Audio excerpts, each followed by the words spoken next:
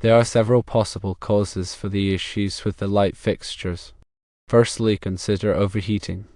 It is important to ensure that the fixtures are adequately ventilated, allowing air to circulate around the bulbs and prevent heat buildup. One possible solution is to replace the bulbs with lower wattage bulbs or light-emitting diode bulbs, which produce less heat. Secondly, examine the connections. Check all connections within the fixtures, including the connections to the lamp holders and the wiring terminals. Loose connections can create resistance and generate heat. Tighten any loose connections and ensure that they are secure. Thirdly, inspect for faulty wiring. The charred wiring indicates a potential electrical fault. Inspect the wiring thoroughly for any damage, such as nicks, cuts, or loose insulation. If any damaged wiring is found, it must be replaced by a qualified electrician. Fourthly, determine if the circuit is overloaded. Determine if any additional devices or appliances have been added to the circuit that feeds the kitchen fixtures. If the circuit is overloaded, it can put excessive strain on the wiring and cause it to overheat. Fifthly, verify bulb compatibility. Verify that the bulbs being used are compatible with the fixtures. Some bulbs, such as reveal bulbs, may produce more heat than standard bulbs. Sixthly, ensure fixture suitability. Ensure that the fixtures are designed for the type of bulbs being used. Flush mount fixtures with enclosed spaces can trap heat and increase the risk of overheating. As immediate steps, replace the charred wiring. Inspect all connections and fix any loose ones. Consider using lower wattage bulbs or light-emitting diode bulbs. Check for any additions to the circuit that may be overloading it. If none of the above steps resolve the issue, consider consulting with a qualified electrician to further investigate the problem. When dealing with electrical issues, safety is paramount. If there is any doubt about one's ability to safely perform electrical work, it is best to consult a qualified electrician. Here's a deeper dive into each of these potential problems and how to address them. Let's start with overheating. Enclosed light fixtures, especially flush mount designs, can trap heat. Incandescent bulbs produce a significant amount of heat as a byproduct of light generation. This heat can build up inside the fixture, raising the temperature of the wiring and other components. Over time, this excessive heat can degrade the insulation and the wires, causing them to become brittle and charred. The heat can also damage the bulb socket and other plastic parts of the fixture. To mitigate overheating, firstly, improve ventilation. If possible, modify the fixture or its installation to allow for better airflow around the bulbs. This might involve adding vents or spacers to create more space between the fixture and the ceiling. Secondly, use lower wattage bulbs. Reducing the wattage of the bulbs will decrease the amount of heat produced. If the fixture is rated for 60-watt bulbs, consider using 40-watt or even 25-watt bulbs. Light-emitting diode bulbs are an excellent alternative because they produce significantly less heat than incandescent bulbs while providing the same amount of light. Thirdly, switch to light-emitting diode bulbs. Light-emitting diode bulbs are much more energy efficient than incandescent bulbs, converting a higher percentage of electricity into light and a lower percentage into heat. This makes them a cooler and safer option for enclosed fixtures. Now let's look at loose connections. Loose electrical connections are a common cause of problems in electrical circuits. When a connection is loose, the electrical current has to flow through a smaller contact area. This increases the resistance at the connection, causing it to heat up. Over time, this heat can damage the wiring, the connector, and the surrounding materials. The heat can also cause the connection to corrode, further increasing the resistance and the heat. To address loose connections, firstly, inspect all connections. Carefully examine all the wire connections within the fixture, including the connections to the bulb sockets, the wiring terminals, and any wire nuts or connectors. Look for signs of corrosion, discoloration, or melting. Secondly, tighten connections. Use a screwdriver or pliers to tighten any loose screws or connectors. Make sure the connections are snug but not over-tightened, as over-tightening can damage the wires or connectors. Thirdly, replace damaged connectors. If any of the connectors are corroded or damaged, replace them with new ones. Use high-quality connectors that are designed for the wire gauge being used. Now let's discuss faulty wiring. The charred wiring is a clear indication of an electrical fault. It means that the wires have been subjected to excessive heat, which has damaged the insulation and the copper conductors. Faulty wiring can be caused by several factors, including overloading, short circuits, and physical damage. Firstly, inspect the wiring thoroughly. Carefully examine the entire length of the wiring for any signs of damage, such as nicks, cuts, or cracks in the insulation. Also, look for any signs of burning or discoloration. Secondly, replace damaged wiring. If any damaged wiring is found, it must be replaced by a qualified electrician. Do not attempt to repair damaged wiring yourself, as this can be dangerous. Be sure to use wiring that is the same gauge and type as the original wiring. Thirdly, identify the cause of the damage. Before replacing the wiring, try to identify the cause of the damage. This will help prevent the problem from recurring. Check for overloading, short circuits, and physical damage to the wiring. Next, we'll examine overloading. Overloading occurs when too much current is flowing through a circuit. This can happen if too many devices or appliances are plugged into the circuit at the same time. Overloading can cause the wiring to overheat, which can damage the insulation and potentially start a fire. Firstly, determine the circuit load. Determine the total current being drawn by all the devices and appliances in the circuit. Add up the wattage of all the devices and appliances and divide by the voltage of the circuit, which is typically 120 volts in residential wiring. This will give you the total current in amps. Secondly, check the circuit breaker rating. Check the rating of the circuit breaker that protects the circuit. The circuit breaker is designed to trip and cut off the power if the current exceeds its rating. Thirdly, reduce the circuit load. If the total current being drawn by the devices and appliances on the circuit exceeds the circuit breaker rating, reduce the load. This can be done by unplugging some of the devices or appliances, or by moving them to a different circuit. Then, bulb compatibility should be verified.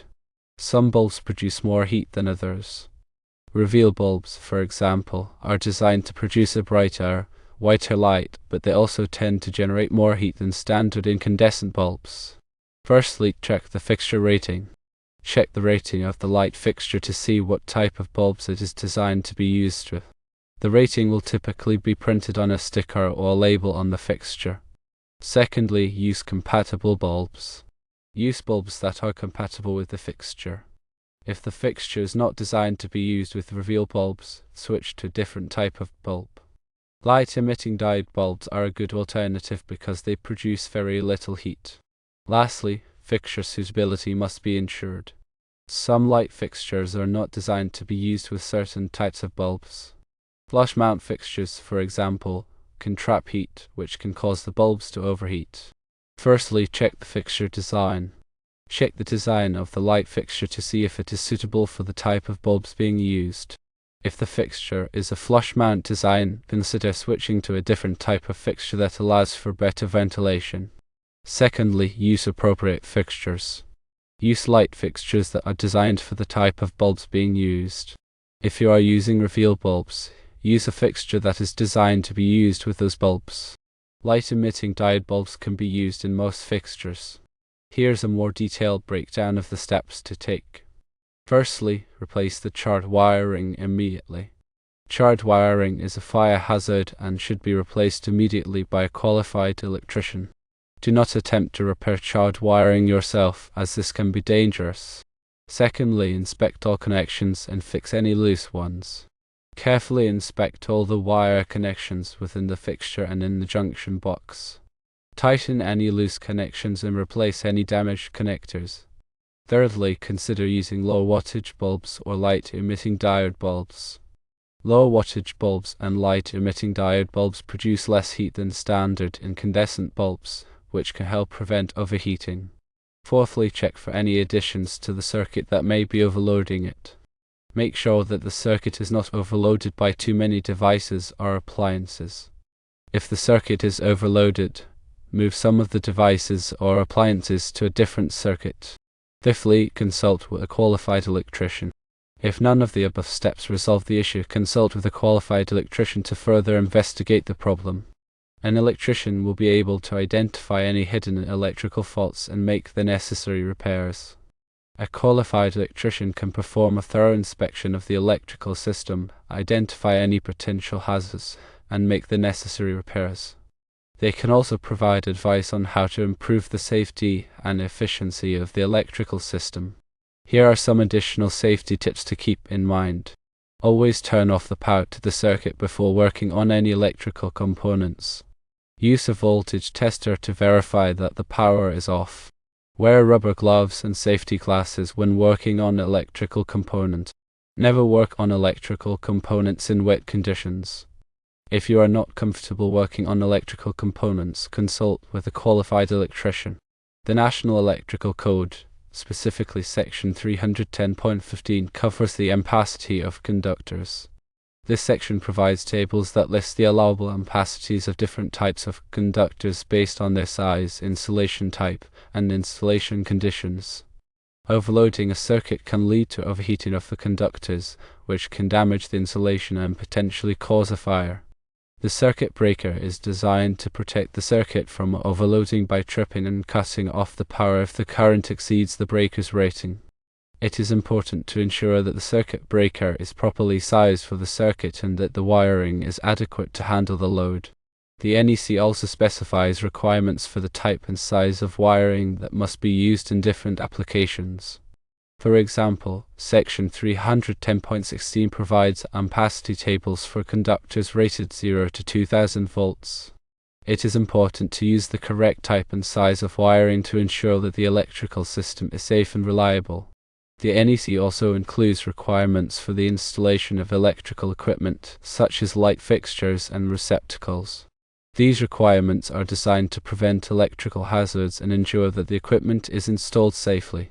For example, Section 410 covers the installation of luminaires, lamp holders, and lamps. It is important to follow the NEC requirements when installing electrical equipment to ensure that it is done safely and correctly. The NEC is updated every 3 years to reflect changes in technology and industry best practices. It is important to stay up to date with the latest version of the NEC to ensure that the electrical system is in compliance with current standards. Mobile homes have specific electrical requirements outlined in Article 550 of the National Electrical Code. These requirements address the unique challenges presented by mobile home construction, such as limited space and the potential for movement during transport.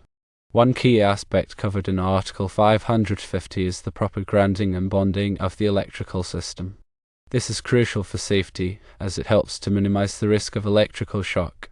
The grounding system ensures that non-current carrying metal parts of the mobile home are connected to earth, providing a path for fault current to flow back to the source in the event of a short circuit. Bonding involves connecting all metal parts together to create a low impedance path for fault current. Article 550 also addresses the size and type of wiring used in mobile homes. Due to the limited space, smaller gauge wires may be used in some cases, but it's essential to ensure that the wiring is properly rated for the intended load. Overloading circuits can lead to overheating and potentially cause a fire, so it's crucial to follow the NEC guidelines for circuit sizing and protection. Another important consideration is the connection of the mobile home to the electrical supply.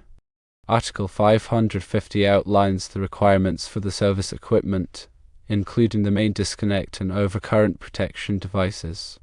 The service equipment must be properly sized and installed to ensure a safe and reliable connection to the power grid. In addition to these specific requirements, Article 550 also references other sections of the NEC that are relevant to mobile home electrical systems. These include articles on wiring methods, grounding, and overcurrent protection. By following the guidelines in Article 550 and other applicable sections of the NEC, one can ensure that the electrical system in a mobile home is safe, reliable, and compliant with industry standards. Remember that electrical work can be dangerous, and it's always best to consult with a qualified electrician if one is unsure about any aspect of the electrical system.